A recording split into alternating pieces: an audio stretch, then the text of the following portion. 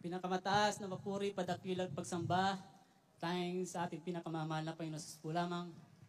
At dobling paggalang po sa ating beloved Honorable Pastor, Evangelist Wildy Estrada Almeida, ang huling propeta na ating pinakamamahal na Panginoon.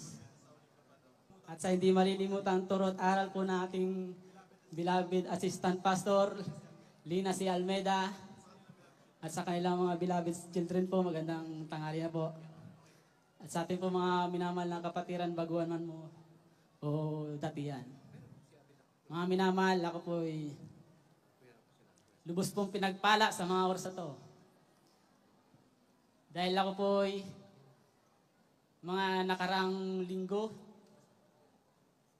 dumanas po ako ng karamdaman sa akin pong katawan sa bandang tagiliran po. Mga ilang linggo o buwan ko na rin po nararamdaman na parang may sumasakit po sa tagiliran ko.